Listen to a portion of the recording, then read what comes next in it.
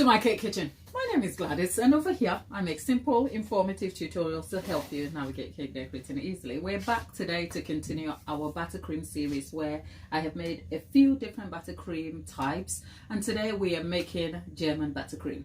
The interesting thing about this buttercream is that I have spoken a lot about it, I've researched a lot about the subject, but I've never actually made German buttercream in its authentic original form.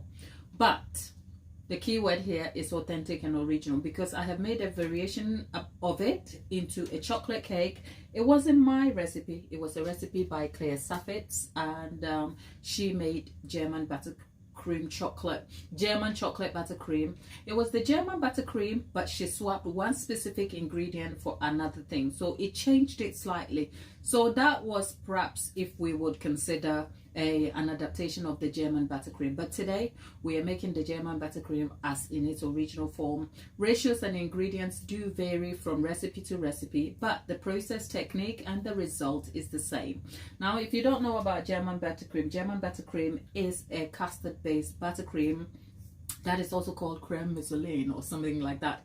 It's French.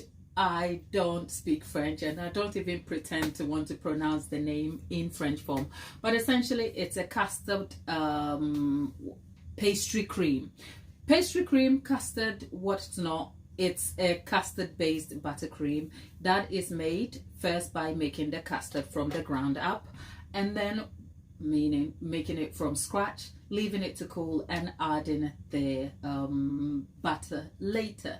So that's essentially the process for making German buttercream. It is such a rich custard flavored buttercream that is so smooth, with a great mouthfeel, with a good balance of sugar in there.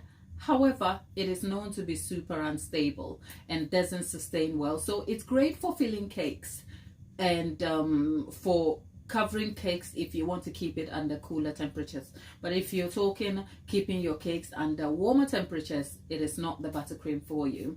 When we've spoken about buttercream types, the key running theme is buttercream stability. And most cake makers like myself are interested in a buttercream that has great stability. But for me, that's stability is a great thing, but the other thing is taste and mouthfeel.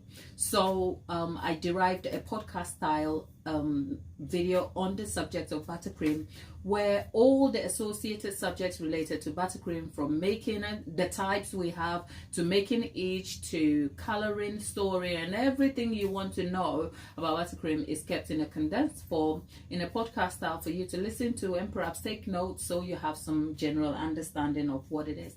And it's not just for cake makers, it's also a good resource for anyone who enjoys cakes, loves cake, and wants to get a good experience from eating cakes.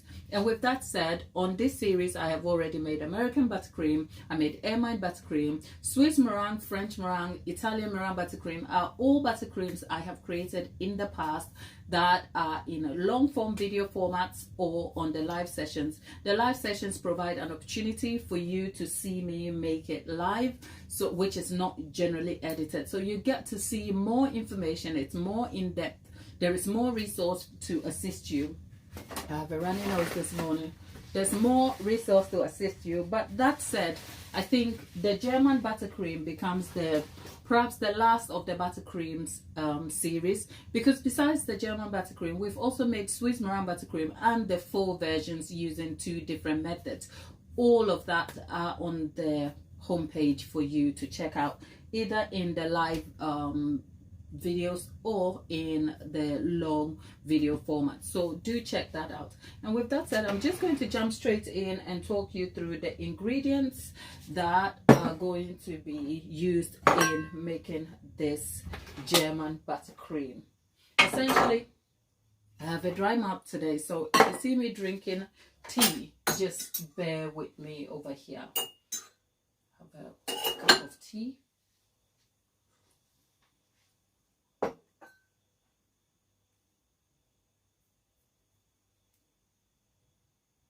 Oh, I am so sorry. For those of you who were in the chat, I didn't realize you were in there. 19 of you. Hello. There is Love Ming. There is, oh, Dolly darling, and Lady Lately. Oh, there are like a few of my everyday people. Welcome, and those of you who are just joining it, and if it's the first time you're encountering me, hello there. My name is Gladys, and over here I make all things cake. I talk cakes. Those of you who have encountered me outside of this screen here know that I could die for cakes, right? It's on a hill I would love to die.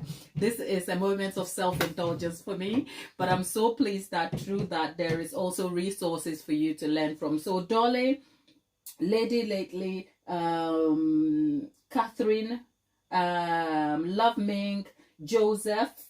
Oh, we are making German buttercream. So if you're asking, we are making German buttercream. And whilst we're at it, before we move on a little further, would you consider liking the video? Because you know it's about to be a good one. We're about to get informative. We're about to get detailed. And actually, for Christmas, if you're a baker and you're looking for different buttercream types and resources to help you get the best out of your caking experience for either the holidays, which is Thanksgiving, or for Christmas, you're welcome. Thank me later. So that said, we are making German buttercream, and I've already noted that I have made German buttercream before, but not in the form that we are. Today we're making the authentic original version of German buttercream. But if you remember, for those of you who are every day on the channel with me, you remember when we made the Claire Saffit's chocolate cake with the chocolate buttercream. The chocolate buttercream was German buttercream, but she swapped one ingredient for another, and ultimately the buttercream was chocolate buttercream. So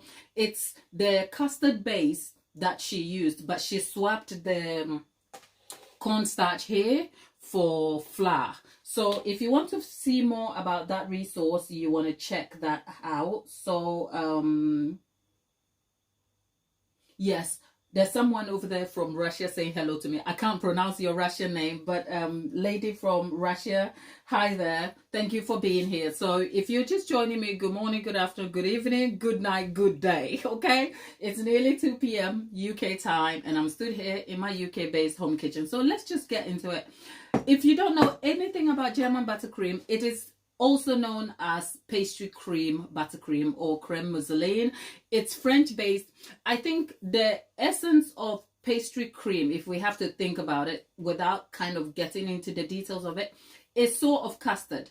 And custard is derived in different forms. Essentially, it's egg yolk, cream, and milk with some sort of starch base. Let's keep it simple. With that said, your creme brulee, even the custard you make at home, that's the base of it. And I'm not talking the custard that you buy from the shop, ball custard, okay? We're talking homemade custard. But that said, we made a custard here that was used for our sticky toffee pudding.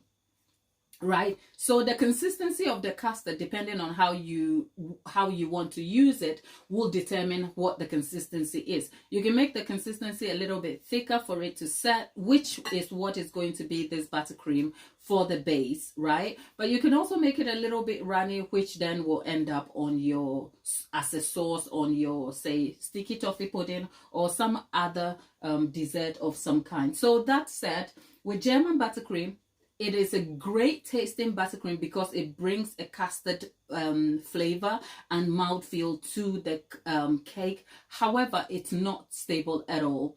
There is a variation of this buttercream that is also cream. It is a cream diploma or something like that. So maybe we can try that for other desserts, but we're sticking with German buttercream. So over here, I have unsalted butter. This is still hard because I forgot to put my butter out to come to room temperature. So there is almost about 565 to be exact, grams of unsalted butter here. And to the custard base, I'll be adding a pinch of salt. So the use of unsalted butter here is neither here nor there. And one good reason why I'm using unsalted butter is so that I can have some control over the amount of salt. But if you don't want to do that and you want to add salted butter, you can probably split the the 565 grams into 3 parts, and a third can be salted butter.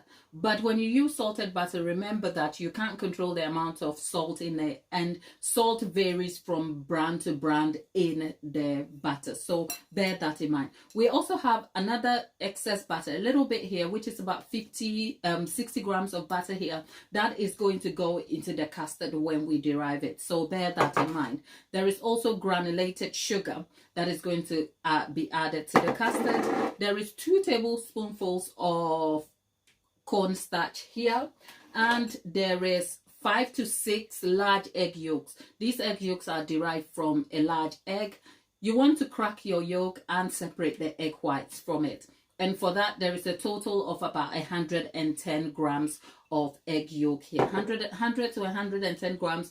I think this recipe is very adaptable, so a little bit excess is neither here nor there, but I think I have about 100 to 110 grams of egg yolk here, and there is about 415 grams of full fat milk, into which there is double cream. What I've done is, depending on what recipe you're looking at, you can either go for full fat milk or you can have half and half. So there is about 215 mils of full fat cream,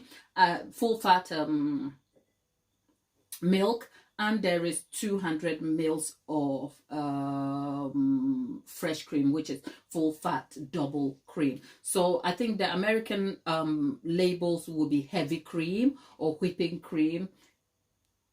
Check the labels, but at least we're looking at a fat content of over 36%, and that is what we have here. So these are our ingredients, but of course we have our trusty vanilla to go with it over here, and there is a pinch of salt to be added. That is to be adapted per taste and preference. That said, I'm going to move these around, and then we're just going to start with making the custard. That said, our Russian friend in there is Joni. Joni, hello there. Is it Johnny? Joni, hello. Oh, and by the way, for those of you who have been on the channel for a little while, remember I had mixer problems. Hello. Right. To start with, I'll tell you all about my mixer, because I have a new one delivered today for me, and we are going to be using the motor of that. So first of all, we are going to have, yeah, I've just turned that on. First of all, we are going to have our milk and cream to boil, right? Essentially, I say boil, but we are not trying to boil it. I think the word we're looking for here is scalding, right? It comes up to sort of just about to boil, and then you take it off. So that is what we are going to be doing here, but I'm going to set that aside, because the only reason I have left this to come to a boil is simply so that I can have time to do the other thing that is necessary. So I've just left this over here, and the next thing we are going to do is I'm going to get myself a mixing bowl, and into the mixing bowl we are going to have the egg yolks completely.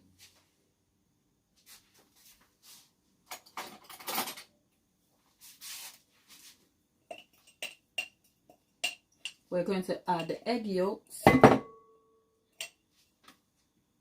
and into that we are adding the sugar and cornstarch. This is a very, very delicate recipe to derive, so you want to be very careful when you start undertaking that. And what I am doing here is I am just mixing this all together. If you remember when we did the sticky toffee pudding, this is how we made the homemade custard. The vanilla here is poured with love, but of course for the recipe the exact amount is about 2 tablespoonfuls of vanilla over here, right? And then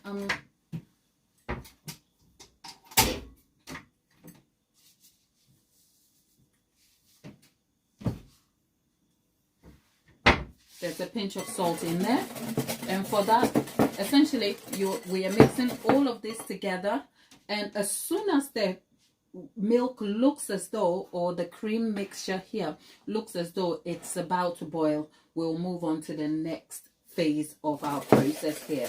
So this is what we have.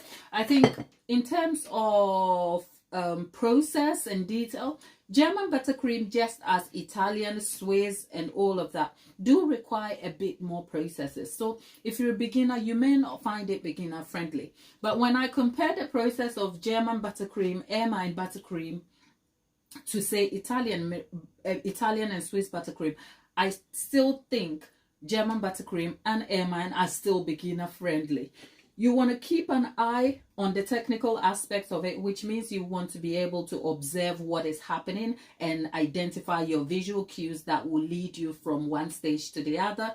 This is what this particular recipe, German and ermine, require, because ermine is very tricky, because when you create, and if you don't know what I'm talking about, I've already created ermine buttercream, which is our last video, I think, on the live, so you want to check that out. But details of everything, if this is new to you, details of it is already up on the channel, so you want to check that out. Hello, Chantilly. Chantilly, good morning. How is New York, Chantilly? Good morning, my darling. Kind of thing. Can I cheat through life, people? Can I? So that when I wake up in England in the morning, 6 o'clock, I will fly out to, say, New York in the morning and make sure I get there for 6 o'clock in the morning. So I'm having 2 long mornings. How will that work? If you have a clue about it, let me know. Okay? So there we have it. Okay, people. Visual cue number 1, right? So we have the milk here. And if you look, it looks like it's about to boil. And you want to also make sure that the saucepan you are using has a heavy base, because if it is light based, it might affect your... Okay, now I'm turning it off. If you can see into my bowl, it's just broken up here. And that's all I need. Now, first of all, what I'm going to do is I am going to add just about a little bit of this into the egg mixture here. Why am I doing this? It's called tampering, because what I'm trying to do is bring the temperature of the eggs here to that of the milk, mixing it together slowly so I don't shock the eggs. By so doing, I can maintain an even temperature when I come to creating the custard. So that is what I have done here. So for most people, so here's a trick for you. For most people who want to make homemade custard, this is where you start going wrong. Because the last time I was making custard, let me just wipe this quickly. Right. The last time I was making custard, which was for the sticky toffee pudding, Laura, one of our watchers and friend of the channel, did say she does great with making custard, but the place where it goes wrong is here. And the trick for me here is that, as you can see, the plate here is off. I've turned it off completely, because you don't want to introduce the custard back into the saucepan when it is very hot, because what you're trying to do is keep an even temperature. So I've literally turned the plate, my heating source, off completely, and the residual heat is keeping the bottom of the bowl up warm. Now I'm going to turn this a little bit up. Okay, so now I've turned it midway, so we have medium high heat over here, and the trick from here on is to keep stirring whilst observing what is happening in the bowl. And it can be a long, boring process where you don't think anything is happening, but you take your eye off what is happening here, and then you have burnt bottoms of custard here. So let's keep an eye on that, and then we'll see. Okay. Oh, Chantilly is baking, darling. Oh, what are you baking? Chantilly, what are you baking? It's Thanksgiving soon. Are you excited, or has that passed? People, I don't know what is what for you, my American people. I get to be educated a lot by some of you on here. So if I've missed your Thanksgiving, forgive me. But I don't think so, because I haven't seen an influx of turkey dinners on the internet yet. So I think I'm still hopeful. Okay, my American audience, have you had your Thanksgiving yet? I am British, darling. I know nothing about what happens in the other part of the world. But that aside, anyway, whilst we're talking baking and Thanksgiving, oh my God, Chantilly, you better post that on the group chat. Okay, Chantilly is making a black fruit cake and sorrel cake. Oh my goodness. Sister, am I invited? I think Skyscanner has to sponsor a trip for me to get to New York to see Chantilly and the rest of you over there. Okay, that would be exciting, wouldn't it? Good morning baking. Oh, that makes the house feel so nice. Now, whilst we're at it, let's not be distracted by what we are doing here. If you can see, you want to visually observe that slowly but surely the custard, the egg syrup, milky thing, begins to thicken up. And it's very subtle, but this is where you have to keep your eye on the heat source. It is very subtle. You can almost not see, especially if you're watching on the screen, but I can see it here. And then it gets really hard to, when it's watery and nothing is happening, you can stir through it easily. Whereas as it begins to thicken, there is tension, and then you can feel it on the bottoms too. But you want to be very careful because the bottom can be very that's where the lumps may start if you're having lumps. So I think to be able to have like a good stirring motion on there. Hi Jason, hello there. Chantilly, Jason, Johnny, Dolly, all of you in the chat. Hi. Jason, where are you joining us from? For some of you who have already met me before, I think I have an idea where some of you are. But for the new people, hello there. Good morning, good afternoon, good evening. And I hope you are having a good day. We are making German buttercream, okay? Over here. And German buttercream is a tedious process. So we are starting with the custard base, which is what we are doing here.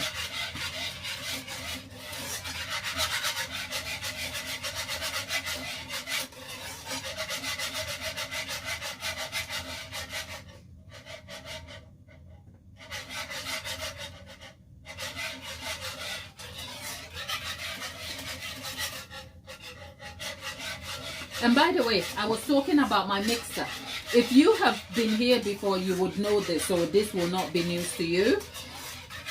But I had mixer problems. I ordered my K-Mix broke, and I ordered a new one from Kenwood. I was excited. I came and I did a whole unboxing about it. You would see it on the lives, unboxing and stuff.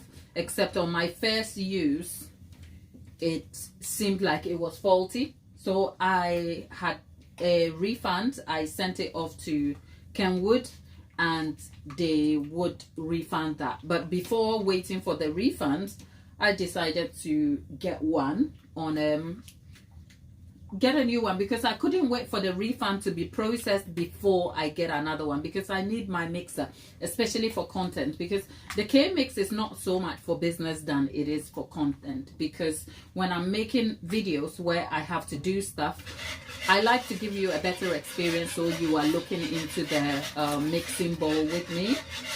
So I've got myself the mixer with the glass bowl. I bought it from AO.com. Funnily, fun fact, when I bought it from Kenwood, I bought it for $199. We're talking about last week. I bought my new mixer last week that broke, the one that is faulty. I bought it last week and had to return it same week back to Kenwood. And guess what? I bought it for £199 from Kenwood themselves. But on AO.com, who are a retailer, an electronic goods retailer, I got the same mixer, same color, same specs and everything for £19 less. Got it for £180 with delivery. I ordered it yesterday and wanted same next day delivery guaranteed, and that was £6. So yeah, that was actually interesting to know.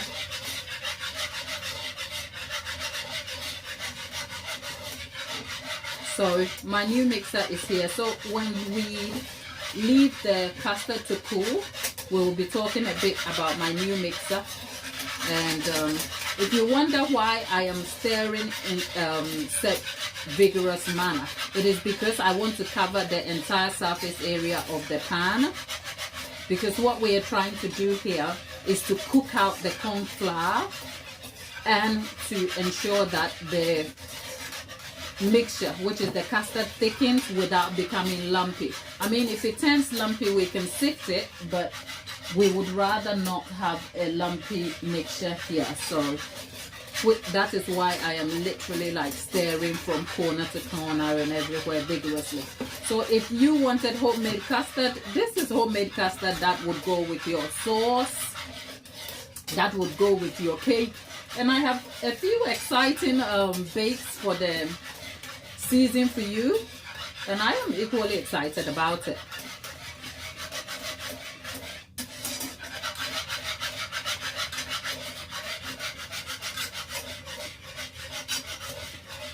Okay, so it is coming together little by little. And at this point, it's like I am almost worried about stopping it to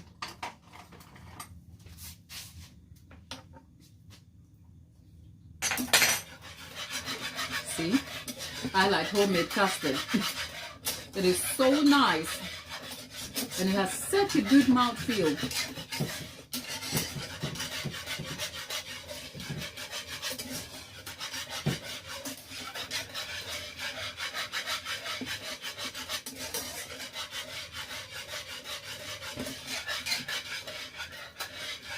Oh yes, Jason, I have well, let me not preempt it, but I have a red velvet cheesecake bundt cake that I want to bake for the Christmas, because over here we already have a few red velvet cake recipes in different forms that I have tried. So I wanted to try it slightly differently. So if you were, by the way, whilst we're at it, if you were making homemade custard, this is what you need. This is done, but I just need this to kind of settle a little bit. Jason, check back in sometime within the week, and perhaps, because I am hoping to undertake very simple, reliable bakes that will assist anyone who is looking to undertake a bake for the season. So here's what we've got. We've got the custard. So if you were making homemade custard, if you increase the quantity of cornstarch, you are likely to get a little more, a thicker consistency of custard base here. But for what I have here, I think I am okay.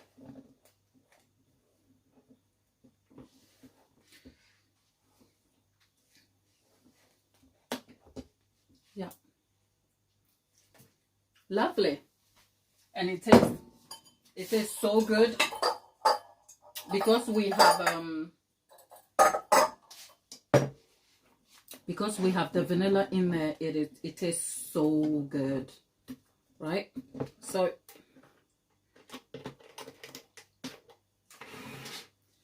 our custard is done, just in case you want to know.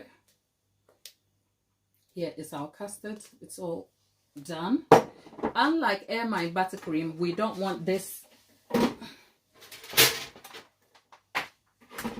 Yeah, unlike Ermine Buttercream, we don't want this to be as thick as the pasty thing we had yesterday. So there we have it. I could have this for lunch, but hey, I am not trying to eat that much sugar in my life anymore. Okay, at least that's what I'm telling myself today.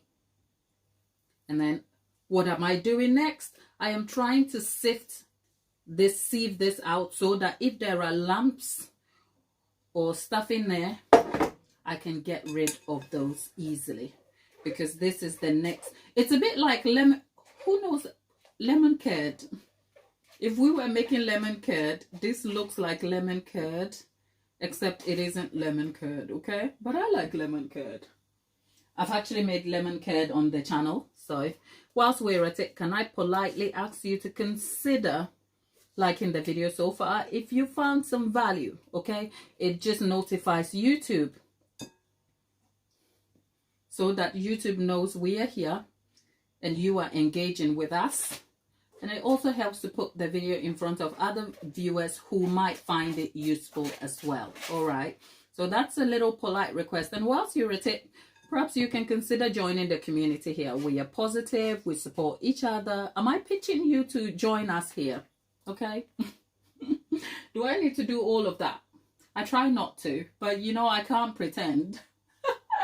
And also, we are nearly at, let me just wash my hands.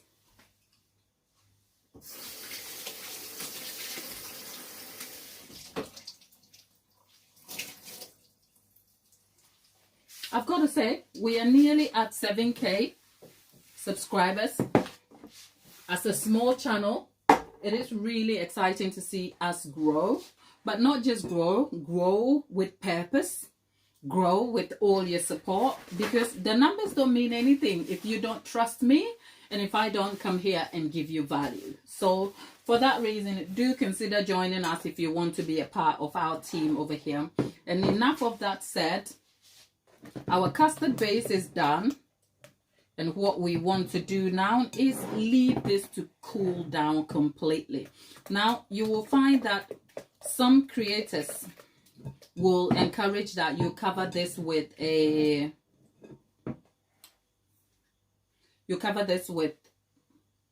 cling film or something on the bottom so that it stops it from forming a skin. I don't mind. Let's just leave this in the fridge. So you want to do this. The general recommendation for this buttercream is to create the custard, leave it to chill completely before you proceed to the next phase. And I think that's actually, there's good reason for that, because with the custard base being hot, if we put any butter in it, it won't hold, it will melt the structure of the butter, which will become very gooey and sloppy, and we don't want that. So one last thing, we have the extra butter here. It looks like the process for lemon curd, if you like. So I'm stirring that in to mix up, and then we will be moving that into the fridge. You want to make sure that the butter you introduce into the mixture melts down completely. This is cold butter anyway, so the cold butter also helps to cool down the custard mixture over there. Lady Lately is in the chat with cream butter frosting, chocolate. Ooh, Lady Lately, can you see me out here? You know what? I love my own bakes, but when I see a baker who loves flavor, I'm like, you are my person. So let's see what Lady Lately is making. Lady Lately is making a carrot cake with cream butter frosting, a chocolate espresso cake with chocolate buttercream. She's making lemon curd. Lemon curd has, oh, Lady Lately, come on. What's been your challenge about lemon curd? We have a recipe on the channel. I made it, and you can see it both in live format and in the long form. But what's the challenge? If you tell me, maybe I can give you some tips to solving that problem. Tapita, what cake frosting am I making? I'm making German buttercream frosting. German buttercream frosting. I think it's either German buttercream or German frosting, is it? Either way, well, we have spoken about the word buttercream and frosting in detail over here. I think one of my recent videos even covers that subject of why we say frosting or buttercream. So yeah, I'm making German buttercream, darling. Okay, so it's if you didn't know what that is, we've already done that in the pre making or the prep part, where I talk about what buttercream I am making. And this is the custard base of that buttercream. So we've just added, yeah, okay, so that's all done.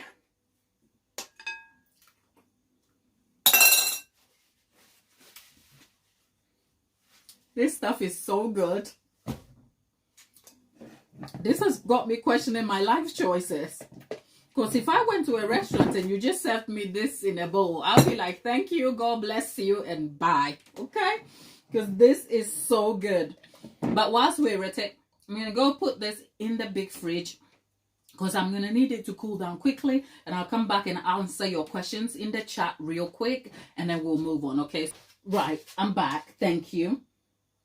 It was a scare. Okay, so Lady Lately, did you notice I intentionally left the bits down here? Because I want to eat the custard on my own. Okay, don't judge me. I haven't had breakfast. So, people, don't judge me, okay?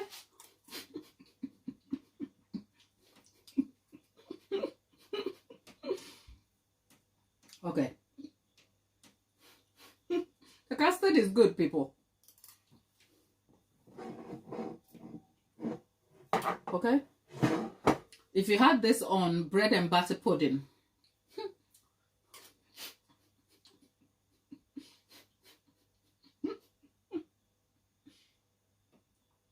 okay.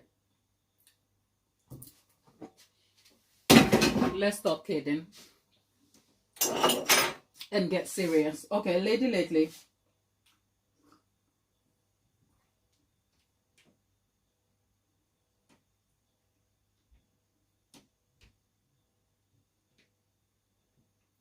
Okay, Lady Lately is having problems with lemon curd.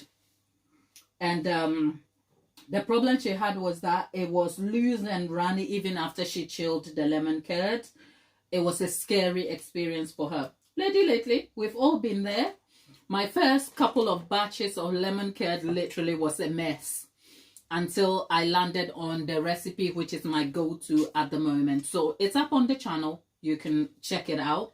That said, how did you cook it over the double boiler? Or you cooked it over direct heat? What was your method?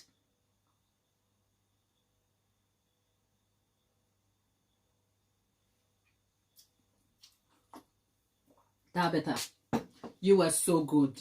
Okay? It's my kitchen, my rules. But you know what? We are a nice community here too. We are a nice, respectful community, and we love each other, and we support each other, and we respect each other. So I try to be very considerate and supportive of all of you. I mean, it's my kitchen, my rules, but it's your show and your viewership. So you decide where you go. So I guess the relationship here is symbiotic, if you like. But thank you for raising that. And yes, you will eat it too, because the thing is nice. Okay. So I'm not sure if I've ever heard a keel making. And look, honey, the good thing, thank you, Tabitha. Thank you for being here. I hope you stick around over here for long, because if we grow, when we grow, because we will eventually grow, okay, we are around the 7K mark here, which in YouTube is such a minuscule number, but that is only saying that for context. The bigger picture is that even the people who got to 1 million subscribers started from somewhere, and at some point they passed 7K. So our goal is that we can keep this going for a very long time, and as a community, one day we can host a live baking session where you guys can come and hang around, and then we eat what we bake. If you've been here before, I have said the thing that hurts my heart the most, right? As much as I enjoy what I do and I enjoy what I eat, because you cook, you eat, okay? Okay, I don't know. I am just ridiculously excited. I think as an African, if you haven't noticed, I am Ghanaian. I am West African, Ghanaian. And part of our cultural value is we share our food. I don't know any Ghanaian who cooks for two, even if she and her partner at home. We don't do that kind of thing. So eating alone has never been, it's not a known experience.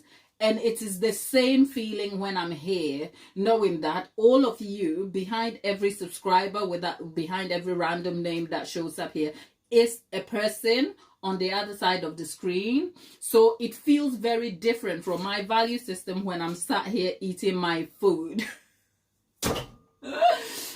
For your viewing pleasure. It hurts, okay? So my hope is that someday in the future, if we do have a live show, you can come and hang out and then get to eat what I make.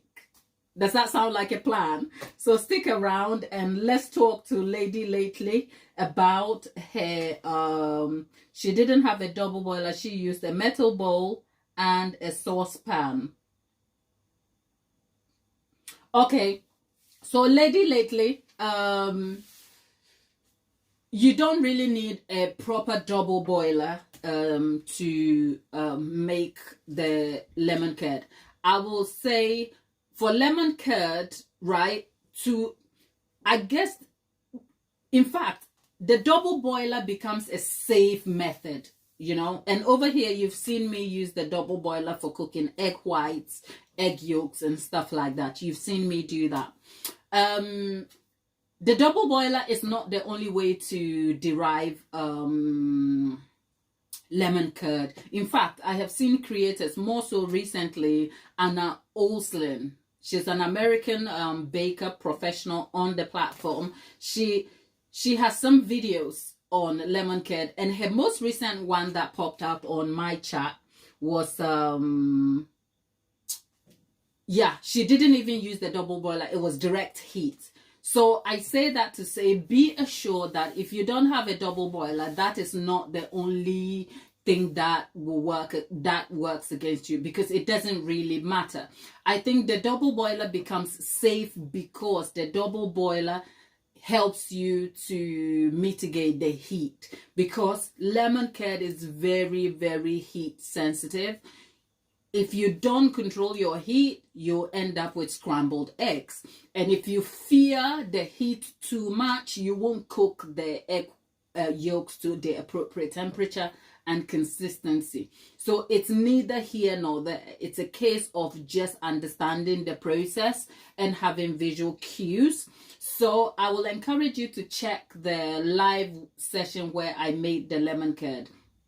I am sure the live will give you the context, because on the live, even though I have created the same video in long form, it's edited heavily. It's a 6-minute 20-second video, I think. And is it 6 minutes? It was even way less than that. It's one of my shortest videos that's less than 5 minutes, I believe, and it is very, very short. So the context of timing is completely missed, which means that your problem may not be solved. But when you check it out on the live, you might be able to get the full context of the process and everything I have done in there. So check that out. But saying that, answering your question about using a metal bowl, using a metal bowl may probably be tricky, especially when you're using it as over a saucepan. So talk me through your process. Did you put the metal bowl over a saucepan of water? If that is the case, it might be the case that the metal bowl, because metal bowls do conduct a heat slightly different from, say, other containers, and I'm talking glass. But even metal bowl, I've seen someone make a double boiler using the stainless steel. So it depends on what type of metal, because the type of material, metal material, will affect how the heat is conducted. But by going there to that subject area, we are diving into a part that is super technical. My thing is that sometimes the ratios of ingredients when deriving lemon curd can be off a little bit. You need a right amount of egg yolks and a whole egg, and this a good amount, sort of a proportionate amount of sugar. If your ratios of egg yolks to sugar is out of sync, you will have more eggy sugar syrup, because don't forget, when sugar dissolves, it becomes liquidy. So if the amount of sugar here is way more than egg yolks, it doesn't matter whether you're doing a double boiler or not, you're going to have difficulty here. So besides my own videos that I will recommend for you to check Anna Olsen. She has created she is a very formidable hand in terms of her content and the information she provides. Check her out when you can. I think what is it? Yeah, Anna Oslon. Is it Oslon? Check her out. She has some recipes for YouTube. Those are very, very dependable, and hopefully that should help fix your lemon curd problem. Because unless you are observing the technique, it can be awfully difficult to kind of explain, because making lemon curd has more to do with your ingredient ratios, visual cues, and also process technique and mitigating the heat. So if you end up with very liquidy lemon curd, it is more so that the ratio of egg to sugar might not just be proportionate to each other, but that is set in opinion. I don't know. Just find yourself a solid recipe and try your hand at that. I hope that helps. Tabitha was saying something earlier. I missed that. So let's get back, because I was telling Tabitha about not being able to eat alone, and Tabitha says yeah, Tabitha has is it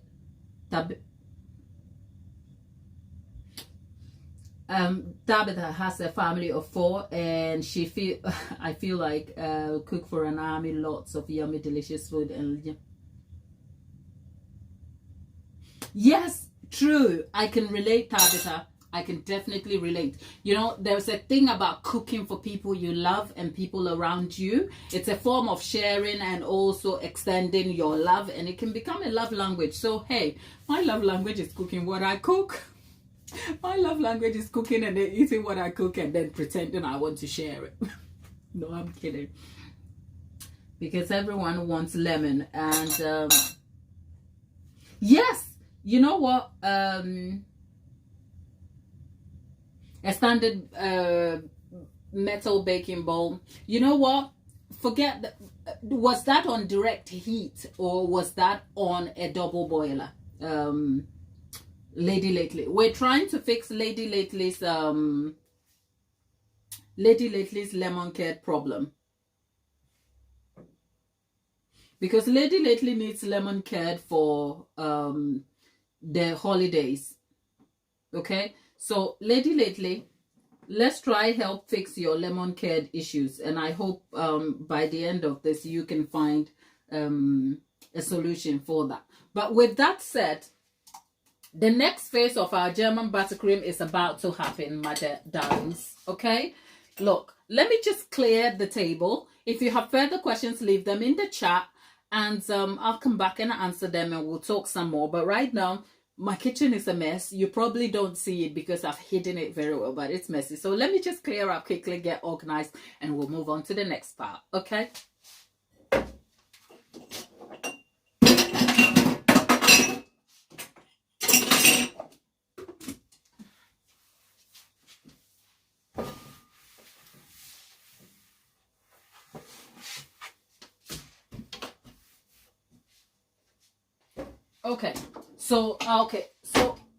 So Lady Lately, you made yourself a double boiler over there, which is fine. So if it ended up a little bit watery, have a look at the recipe. But like I said, you have 2 formats here to check out on the channel, and also check Anna Oslin, because she has different varieties of the techniques, where her recent one is on direct heat, and I recommend her only because she is a solid hand, but also she's Canadian, so she's closer to you guys, especially, I mean, you as an American, and say the recipe, ingredients and stuff like that. And she creates like well-produced live tutorials, so you get to see exactly what she is doing over there. Okay, so hopefully that will be of some help to you. So for the next phase of our German buttercream, we are going to prep the batter ready for when the custard is chilled. Now, this is the new mixer that came today. It was literally delivered in the morning. I said in the morning. It was delivered about just before I came on the live. So this is going to be my first experience and first use. A vanilla cake with lemon curd, my darling. Are you kidding me? That stuff is so good. Anyway, I will be baking some of these popular recipes throughout the Christmas and holiday season. So stick around, and perhaps my Ghanaian roots might make an appearance where I can come and cook you some favorite Ghanaian foods and attempt some very controversial foods over here that might have you scratching your head a little bit. So if you haven't considered subscribing, do consider joining us here and be part of the community, and let's hang out for Christmas and the holidays. It's going to be fun, even if I say so myself. Okay, Tabitha, thanks for being here. So the mixer was just delivered today, just this afternoon before I came on the live. So this is going to be my first use. I don't know what it looks like. I decided not to unbox it on a live because I have done a full comprehensive Kenwood tutorial before. It's up on the channel. Then when I got the one that was faulty on the first use, I made a whole live unboxing of that, and then it didn't work out. So I didn't want to do a whole unboxing again. That would be like, why? Is Kenwood paying me? No. Okay. So if I try it and it doesn't work, we will all find out. So let's try the Kenwood for the first time and see what it is like. But before we mix anything at all, let's have a conversation about the butter. The butter that we need for our buttercream has to be soft and spreadable. And at this point, this butter is really hard. I have spoken about butter consistency and what you need in depth in my last two videos, which is the American Buttercream and Ermine Buttercream, which are the two most recent videos on the live format. So do check that out.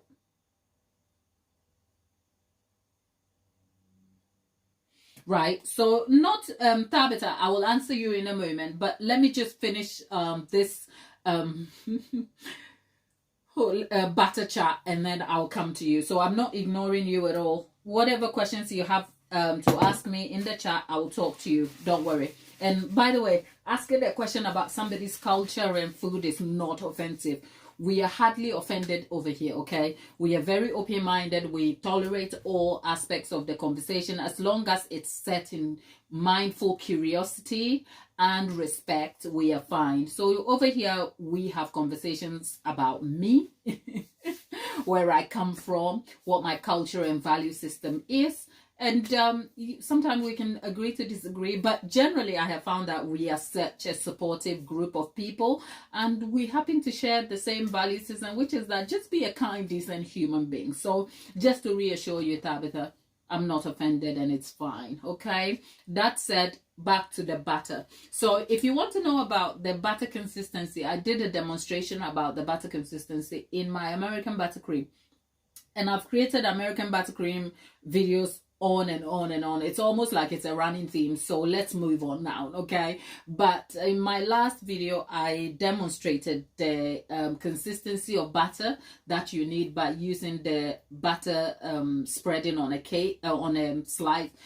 It's called the bread spreading butter on a bread technique, something. Just to kind of register the visual cue that you need to observe for the butter consistency before using it in your buttercream. So you want to check that video out. But that said, it's cold here in England today. Even though the sun is out, it's been a very grumpy, rainy weekend, and the weather is very chill.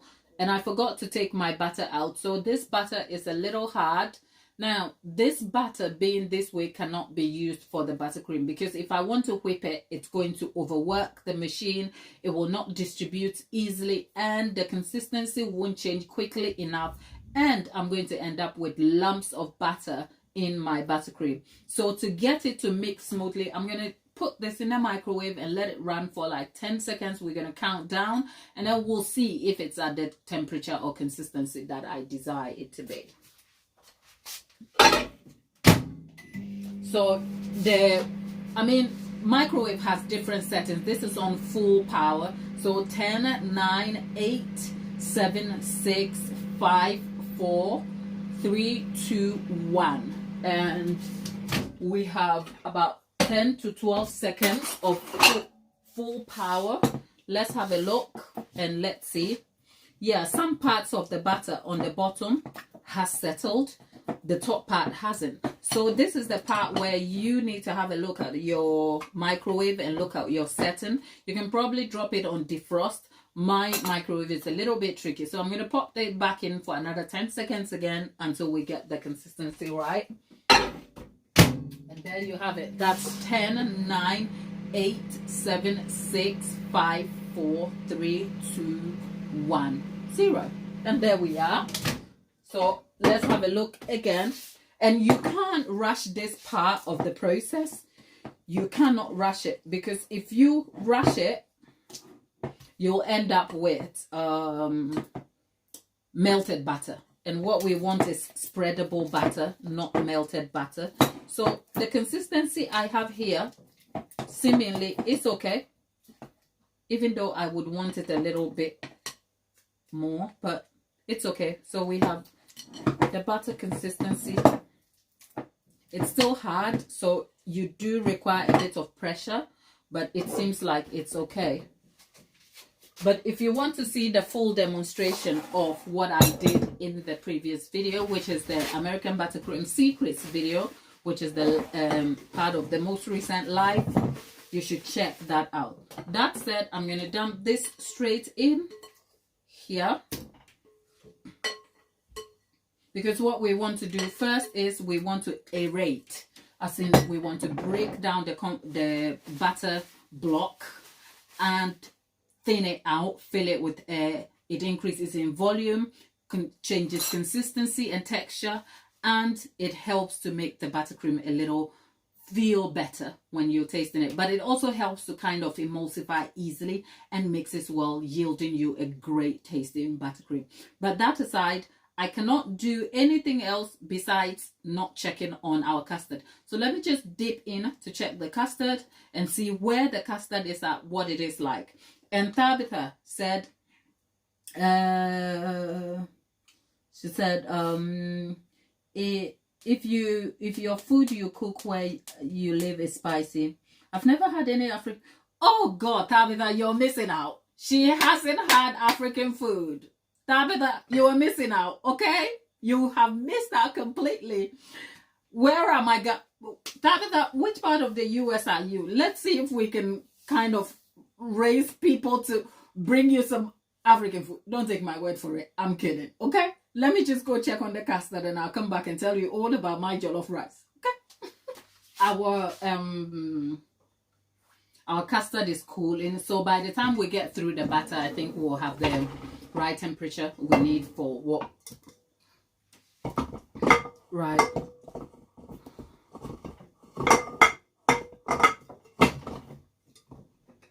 Right. The problem is when this mixer goes, I can't talk because the mixer gets really loud and it can be awfully difficult to talk over the mixer. So, Tabitha, let's talk about this a little bit. She's in the West Coast. Oh, she's in a very rural community. Mostly fast food places like, okay, right, I can understand. Right. Tabitha, I can't post you jollof rice, okay? But yes, on a serious note, we're talking.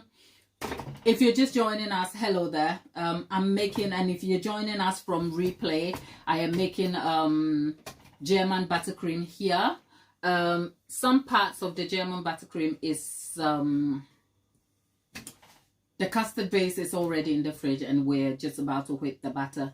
But in that, we are also having a chat in the community, and part of your chat is what we are cooking for the holidays and the Christmas season. And I'm talking to our friend here, Tabitha. She lives in a rural community in the West Coast of the US, and it's a rural community, so She hasn't eaten African food before. And by the way, I am Ghanaian. I have lived in the UK for a long time. So England is now my home.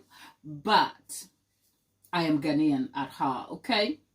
So for the holidays, we have Ghanaian foods that we cook, not just the holidays. I mean, I cook Ghanaian foods at home and stuff like that. But one of the common West African or African dishes you will come to hear more about is jollof rice. And it's essentially rice cooked in tomato sauce with some sort of addition. So it can be fish based or it can be beef based.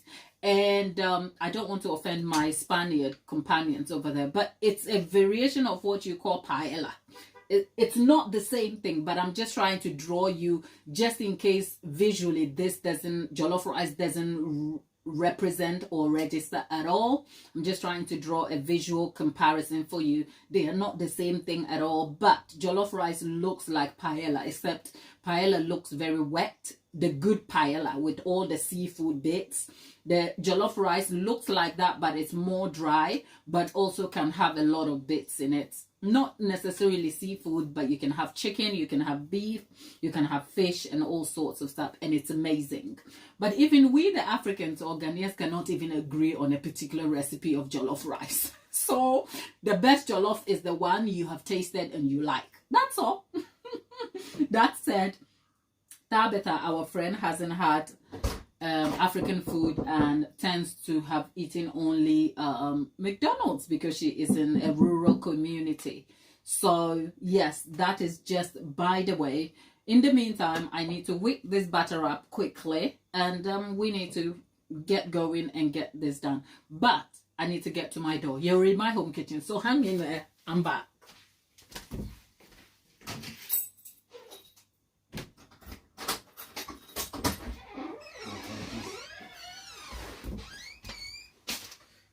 That said, let's go and whip the batter. But oh my goodness, Tabitha, I kind of feel like, oh, can we find a way to get Tabitha some jollof rice? Who will send Tabitha jollof rice for me? Who will? Let's see. Let's see. Okay, that aside, we're going to whip this batter.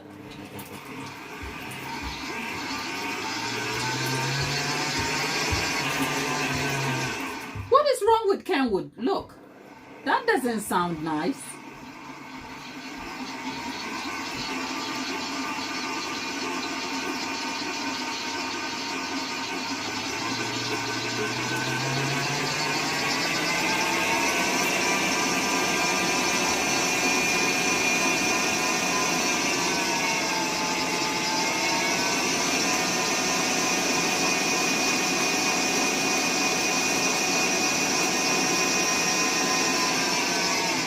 Okay, if you've been here before, when on my first use of the Kenwood, I created a TikTok about it. Join us on TikTok. I am not very active on there, but you'll find me over there. And I created a video on there highlighting the sound. So go check that out and you'll see what I mean. The sound wasn't, it had a knocking sound as if there was a stone in the mixer. And it sounded like a broken meal. We're talking the old fashioned. I mean, I'm of a particular age. I'm not a Gen Z, okay? I'm a bit old. And we have the old style mill, which has a very loud, pitchy sound. And that was that mixer. So I was looking out for that sound. And even though this is not the same, it doesn't sound as smooth. But that is because it's a first use.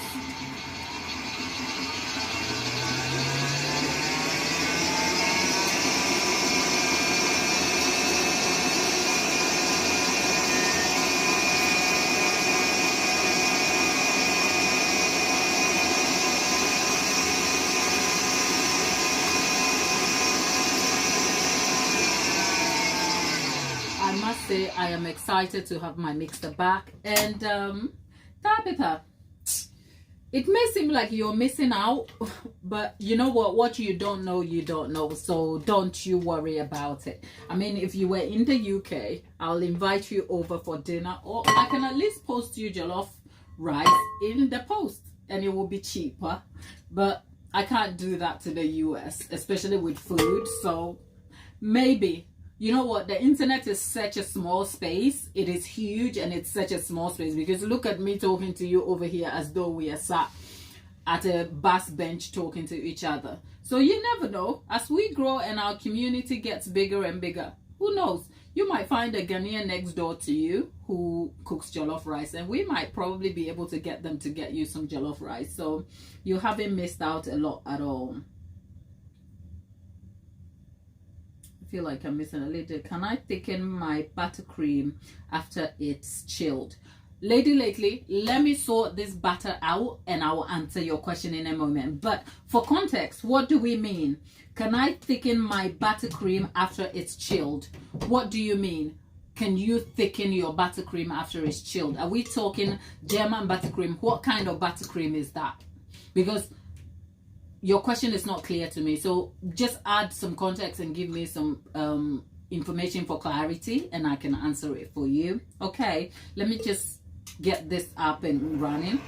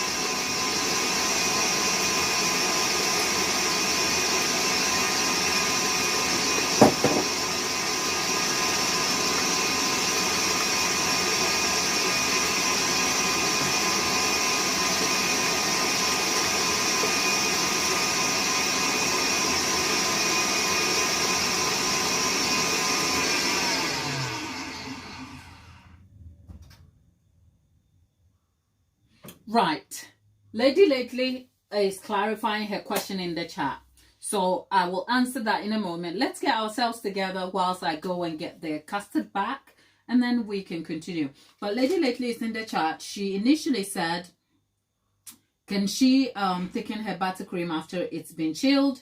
With some clarifying information, she said it's the standard buttercream she makes ahead of time, but it's hard and cold. So I will blend it first. If I don't like the texture, can I add powdered sugar? So are we talking American buttercream? If it's American buttercream and it's only powdered sugar and butter. Okay, so Lady Lately, here are a few questions. the reason why I ask so many questions before I even answer is because I have to understand the question to be able to answer it better for you, so that I am not giving you wrong information. So when you say standard buttercream, I am assuming it is American buttercream, because that's our standard known frosting. But if you can confirm that for me, and also confirm the ratio of butter to sugar for me, I can help you with some information. With that said, American buttercream shouldn't be that hard to reset. Okay, I think when you go and you blend it in the blender, you are almost like you are kind of changing the consistency and the structure of the buttercream altogether. First of all, you can make it in advance, put it in the fridge or freezer. But secondly, your best shot to getting the best consistency is to bring it to room temperature. So take it out of the fridge for 24 hours. That is if it's cold where you are, because I know some parts of the world is colder than others, and at this time of the year some places are really, really cold. I mean, today in England the weather has a variable temperature, but it is still fairly cold, which is why I talked a lot about the consistency of my butter, putting it in the microwave eventually. So with that in mind, even if you do bring your, why am I shouting? Because I think I'm working from a default setting of the mixer being loud, so I'm shouting at me over here in a dark room. But that's beside the point. So Lady Lately, your best shot for bringing buttercream back to room temperature is to take it from its preserved space to a worktop. And if your weather is too cold for you, right? First of all, how do you derive your buttercream? Because you don't even need to blend American buttercream. It's the first time I'm hearing that, but hey, you live and you always learn something one day or another. So with that said, if buttercream can be blended and for great results, but from what you're saying, it's like if you already have a ratio of 1:2 and you end up blending it, you're going to break the structure of the buttercream, that you're going to add more sugar, and it will be more sweet than you need it to be. So we want to be able to bring the buttercream to the same consistency if we can, without adding any more ingredients to it. Isn't that the goal, right? So the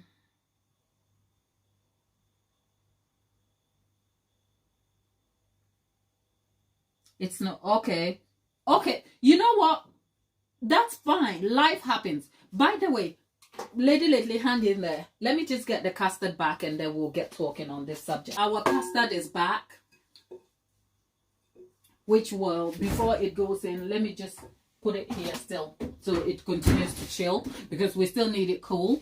So custard is back shortly.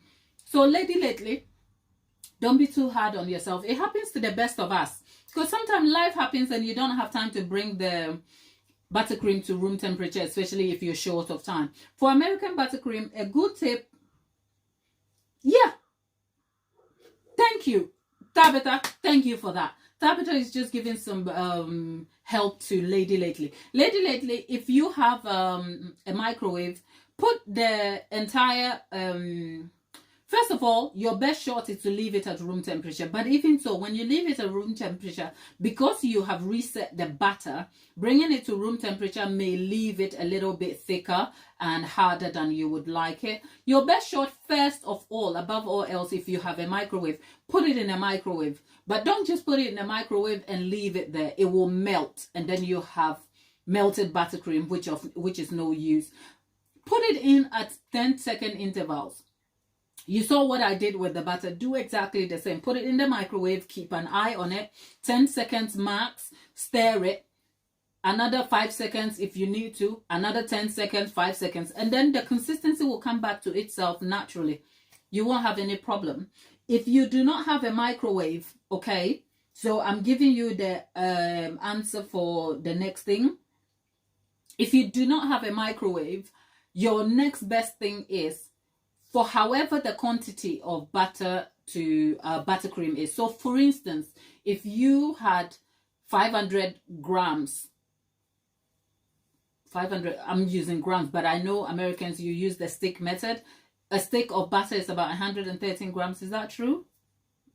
I don't know about your measurement, but my point is, if you're using the 1:2 ratio, which is 1 part of butter to 2 parts of sugar, whatever the quantity is, take a portion of the quantity, about 100 grams maximum, okay?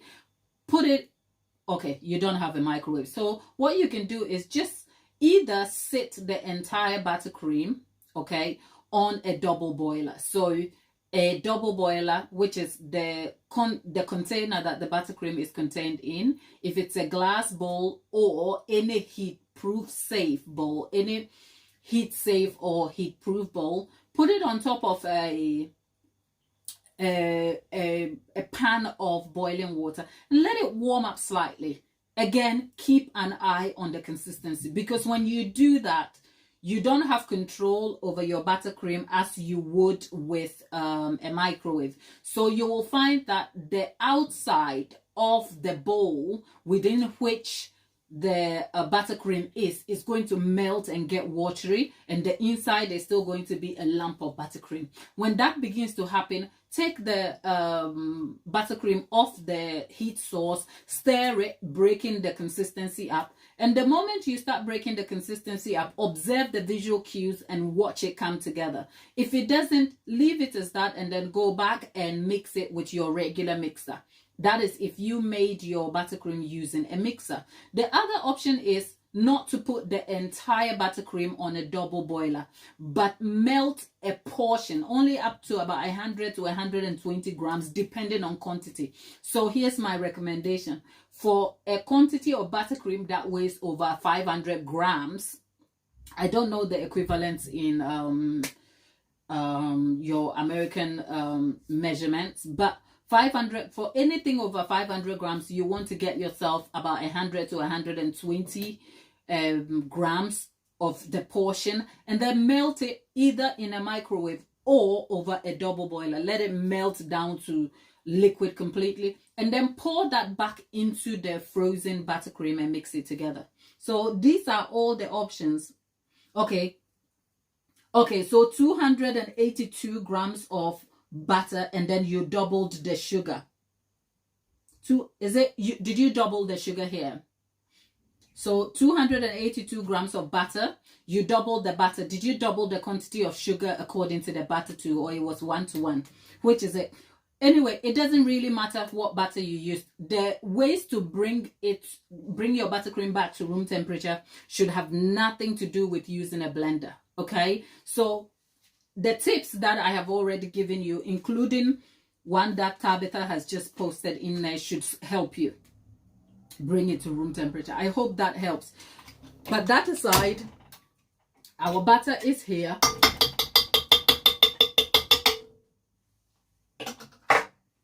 And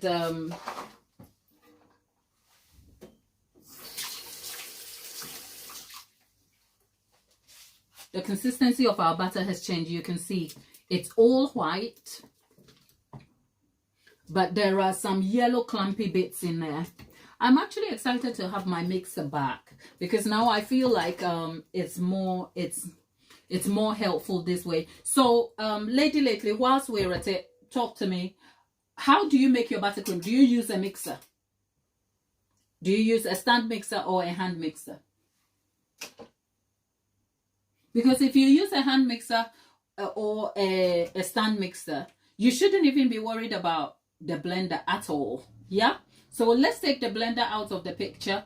And if you have a microwave, that should do the trick. And if you don't have a microwave, we can use the double boiler method, which is that, for instance, just to kind of give you a visual representation. Because the thing that I feel so insecure about is when I give advice without understanding the context of the problem, the full context of the problem, and I give an opinion, and then I go back and I realize I didn't cover everything. It's the sort of thing that keeps me awake at night. So Lady Lately, if you remember when you first got in touch with us, when you first came into the group, and I missed the context of your chat, I had to come back and literally dedicate a portion of a video addressing you even when you weren't in the chat, because my aim is to help you. And you don't even get all the help you need from me as a watcher. I don't want you to walk away with doubt or confusion, or with help, supposed help that is not helpful.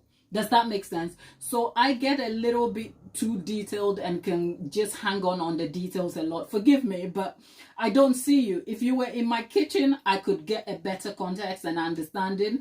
But if I have doubt in my head, I almost have to cover everything to be sure that at least there's an answer in there for you. Tabitha is asking a question, so I'll answer that in a moment. So here's the thing. Lady lately, let me just call you lady, okay? Lady, because you're a lady anyway. So imagine you take your buttercream out of the fridge. It is so cold. It will be hard and lumpy, right? Naturally, you have to leave it on the countertop. And depending on how long you have, maybe if I needed to use my buttercream tomorrow, I can bring my buttercream to the countertop maybe tonight so that it sits. But we know life happens and the weather can affect this, okay? So like you rightly said, you didn't have time and you're rushing around. So here's what you do. Here's your buttercream. It is still hard. You don't know what to do. Stick the whole thing in a microwave. Keep an eye on it. The microwave part is very, very delicate. If you miss a second, you will have melted buttercream. So when you put it in the microwave, we're talking 5 seconds, 10 seconds intervals, no more than that. I would rather you take it slow to get for longer than quick and then a mistake. So keep it in there 5-10 seconds, have a look, stir it. And the more you stir it, the more you will get used to the consistency. And eventually when you realize that you've got the consistency right, you take it off and that's it. That's option one. If you don't have a microwave, your next option is to use a double boiler. So over here, do I have a saucepan? Yes. So look at me. I am demonstrating the double boiler. For your double boiler, you need a saucepan. You fill it with water. Now what you need is a heat-proof or a heat-safe bowl, right? And that doesn't have to be plastic at all. It's either going to be glass or some metal form, right? So you fill your saucepan up with water. Be careful. The water doesn't have to fill the entire saucepan. You're filling only about half the saucepan or a little lower than half the saucepan because you're trying to melt the buttercream with steam instead of boiling water, because boiling water will vigorously warm the outside of the bowl, melting the sides of the buttercream without the lump. Does that make sense? So with that, you set it over a double boiler. When you set it over the double boiler, it's still a lump of buttercream. It's going to be too slow, but keep an eye on it. The moment the sides of the bowl will begin to sweat, the inside will begin to look like it's melting, and then the lump will begin to break away in parts. When that happens, two things will happen. Keep an eye on it enough that if the outside is beginning to melt, take it off, stir it together. It won't come together easily because you're dealing with a lump of buttercream, but keep an eye on the consistency. When you break it, put it back on the heat source, keep stirring slowly. When you observe it and it's come to the temperature you want, take it off the heat source completely. If it's still warm in the bowl, transfer the content into a cooler bowl that has no heat, or sit the bowl back on some cold water so that the bowl chills out. Because the more the bowl is hot, the more your buttercream is going to melt, especially if it's already come thinning out to the temperature you want. Now, if you don't want to do that, because by exposing your entire bowl of buttercream on the heat source, what you've done is you've lost control over the amount of buttercream and its interaction with the heat. So if you're not feeling very secure or confident to do that, well, keep the heat source the same, but instead of putting the entire bowl on the heat source, use another bowl. Get yourself a portion of the buttercream here. If you have a microwave, put that in the microwave, let it melt completely, and then pour the melted buttercream back in the lump of buttercream. Does that make sense? But if you don't have a microwave, put the buttercream, the portion, back on the heat source and let it melt completely. And we're talking melt completely to liquid, and then pour it back on your frozen or hard buttercream and stir it together. So these are the options that covers whether you have a microwave or you don't. And then when you do eventually get to the temperature you want, but the consistency doesn't look right, just get a hand mixer and then mix it back up. And that's it. Have I solved that problem for you, lady, lately? Hopefully that helps. Tabitha saying, how long should I store American buttercream in the freezer? I have some green and red from last Christmas, but not sure if it will make fresh this year. Okay, Tabitha, here's an answer for you. How long you store buttercream is completely set in preference, as in your preference. The reason being, preference counts here because the quality of butter when you save it, maybe by the expiry date, butter can save, especially when you freeze it. So that said, how long you freeze butter or buttercream is all down to you. However, the quality of your buttercream is hugely dependent on the environment within which it keeps. Okay, so your buttercream, whether it's frozen from a year ago or two, really is not concerning to me as much as where you saved it. So if you saved it in a freezer that is completely dedicated to baking products, that has dairy items and accompanying things that may not affect flavor and mouthfeel, trust me, you can get that buttercream out and a year later it will be as fresh as good. Problem is, if you dump it in, the way you preserve it, you prep it for preservation is another thing. In that, if you don't preserve it and seal it properly, you will have freeze exposure to it, and then you end up with freezer burns on the container, which then will affect the mouthfeel. But that is only a little influence on the entire quantity in itself. The biggest influencing thing to the quality of frozen buttercream is the environment. So if you are saving it in an environment where the freezer has, say, other farm goods, and you have meat and you have other strong smelling substances, the fat will only absorb all of these things, and it may affect the mouthfeel and taste. Now, that's your meat, your flavors and preferences. Is that good reason to take the buttercream out? Not exactly. If it still tastes and feels good to you and you're blinded to the smell of it, why not? It's neither here nor there. But I hope I have given you context to answering your question over there, Tabitha. I hope that helps. But lady lately, I hope I have answered your question for you, because I am a little bit like, oh, let's help her answer that. But that said, let's come back to the butter, which has been whipped over here. And yeah, you know what I did there?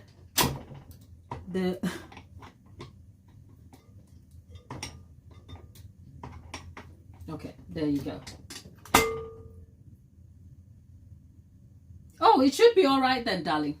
I think it should be all right. But you know what? You never know. So when you bring it to room temperature and you whip it up, have a little taste. And you know what?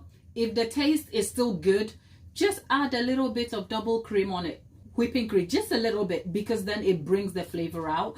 Or one way to reuse frozen buttercream is just to adapt the flavor. So for instance, for a red flavor, you can add strawberry jam, what Americans call jelly. Is that, am I right? Am I wrong? You know, my point is you can just change the flavor by adding extra additions to it to enhance it. And then by so doing, it will mask any possible things. But otherwise, if it's from your baking freezer, it should be all right. People save their wedding cakes for a year, isn't it? So you should be okay. All right. That said, let's see.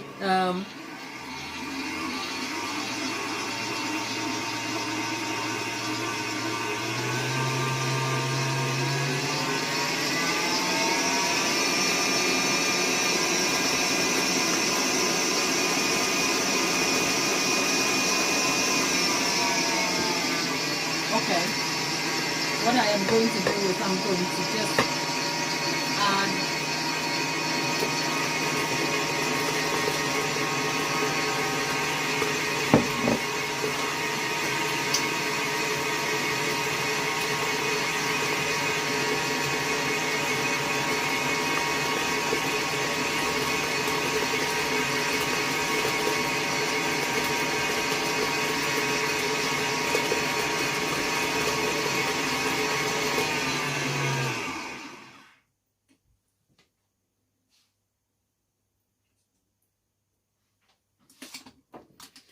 what, I have to come on holiday to America to have an understanding of the differences of our foods and yours, because over here jam is the fruit that is, so American jelly is just the fruit juice, jam is the fruit, jam is the juice and the fruit, like okay, right, so I'm talking about jam. Okay, so my point, not necessarily jam. I think the example I was trying to give is you can enhance the flavor of buttercream after you've saved it so that it will mask any possible issues. That's all, because people can be very particular. So whilst you may not notice, other people who may eat the buttercream might just notice that it's been saved for longer, you know. So my point is sometimes it's safe to kind of make sure that you can enhance it in a way that still brings a good mouthfeel for you. That's all. But that said, here we are.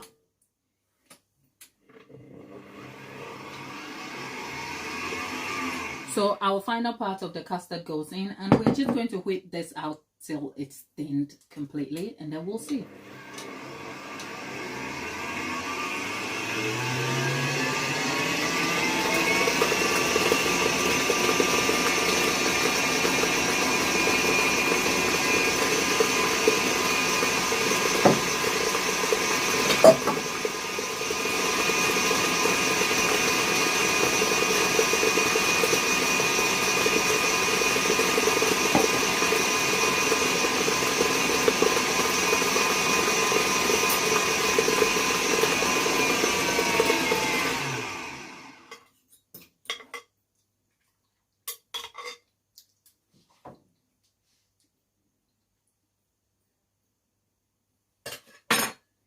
Wow.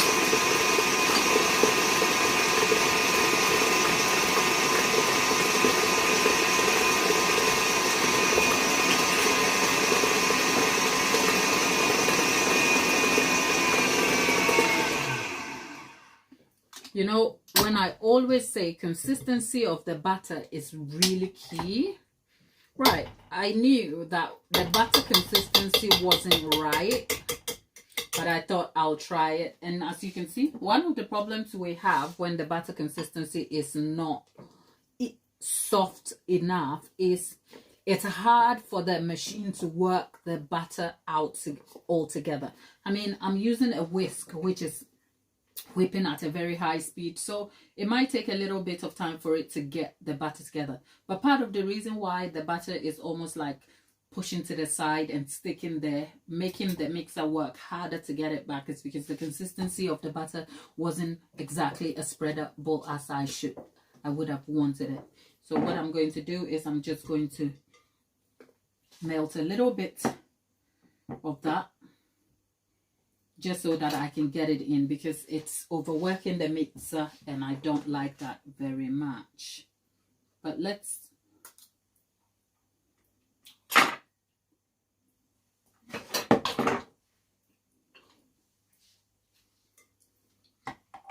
it is supposed to be custardy, but I can't taste the custard much. As in, you can tell it's custardy, but it's so subtle, if that makes sense. The way it's supposed to be, so it has to be It's very subtle. It's really nice. It's just that it's not stable.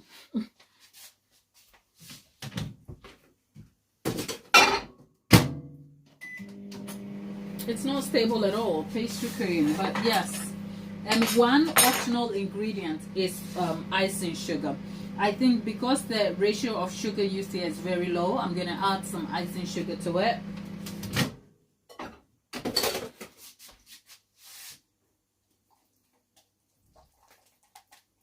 So lately, this is what I was saying. See, I've just melted a portion of the buttercream. I'm just going to throw that all in and let that mix. That's all I need, and I will bring it back.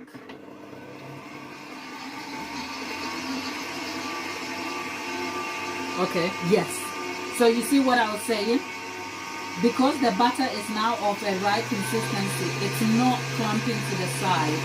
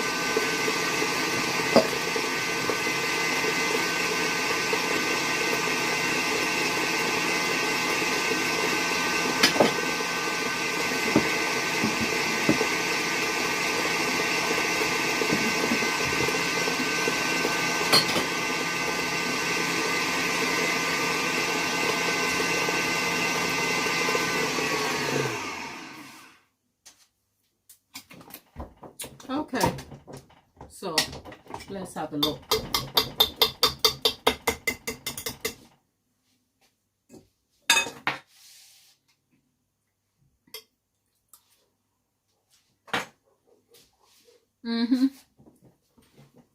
When the consistency of the butter is right, you can almost feel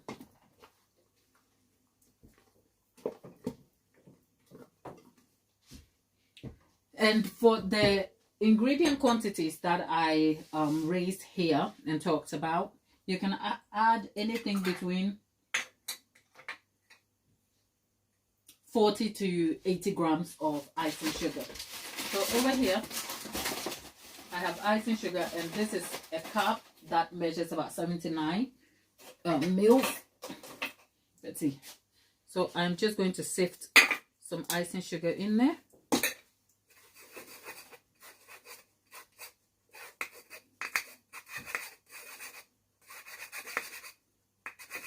There you have it. I'm not even fussed about putting all of it. And then I'm going to swap to a paddle attachment.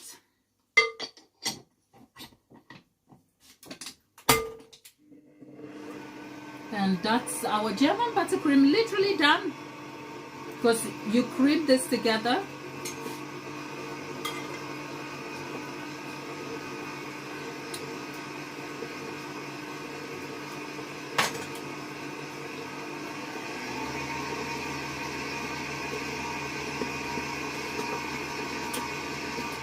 Filling this into a sponge cake will be amazing.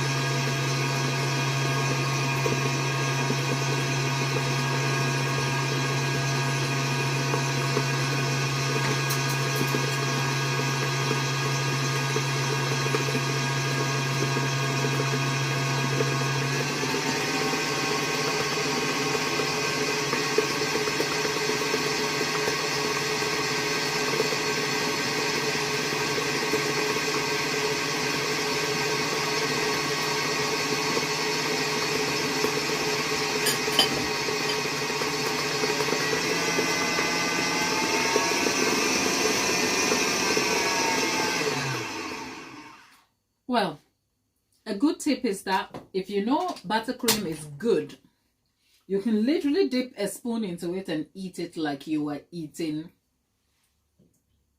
ice cream. And this is like ice cream but with some butter in it.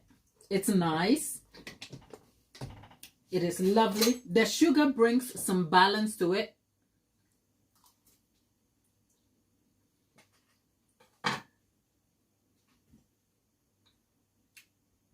The sugar brings balance. It's not too sweet.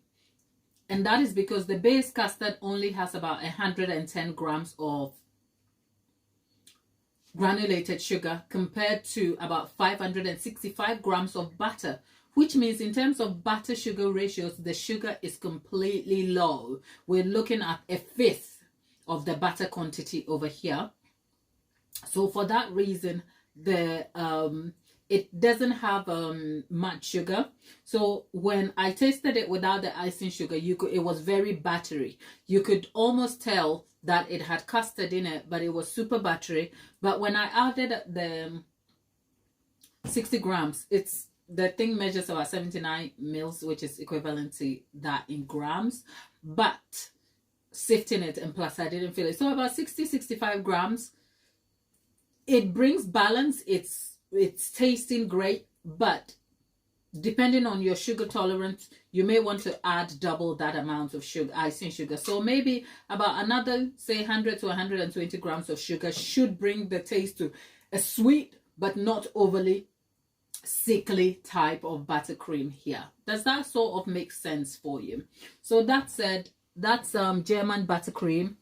It is amazing. It is sweet tasting. It is super unstable. So this will fill into cakes. It will cover cakes that are at a lower temperature place that is lower and can sustain in the cold. But anything else I wouldn't really recommend. But it is, in terms of taste, it's a marker. I'll put it up there with your other buttercreams that has a great mouthfeel. This has to. So if you're looking for German buttercream, here we are. It's great. You go try it. Come back and tell me all about it.